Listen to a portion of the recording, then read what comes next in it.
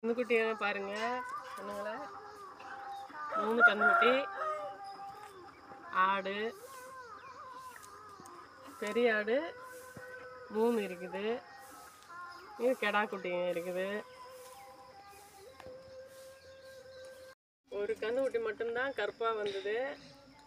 மீதி எல்லாம் சோலை மாடு தான் நம்ம வீட்டில் இருக்கிறது. பயங்கரமாக குறும்பான ஆளு தான்.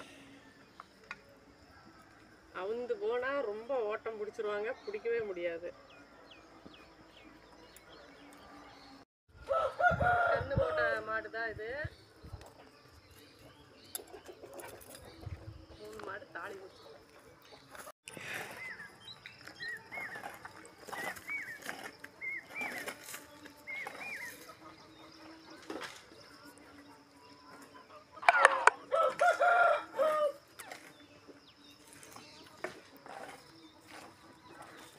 எடுங்க வேணாம்.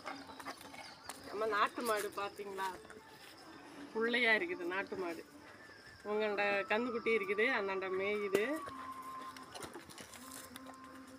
2 வருஷம் ஆச்சு நம்ம வீட்டுக்கு வந்து.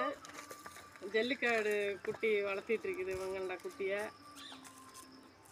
குழந்தைங்க ஆசைப்பட்டனால ஜல்லி மாடு மாதிரி வளர்த்தலாம்னு சொல்லி விட்டுருக்குது. அமைதியாக இருக்கும் பாருங்க.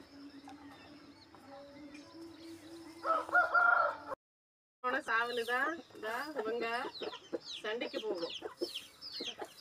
நிறைய கோழி இருந்தது, எல்லாம் கொஞ்சம் நோவு தாக்கி இறந்துட்டாங்க.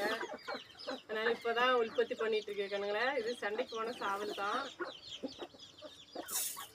பெருஞ்சாதின்னு சொல்லுவாங்க, அதுதான் கோழிங்க.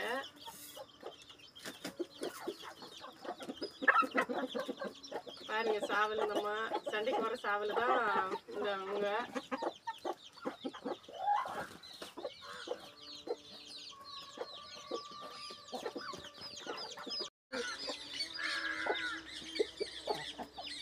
சண்டைக்கு போகிற சாவலுக்கு பாருங்க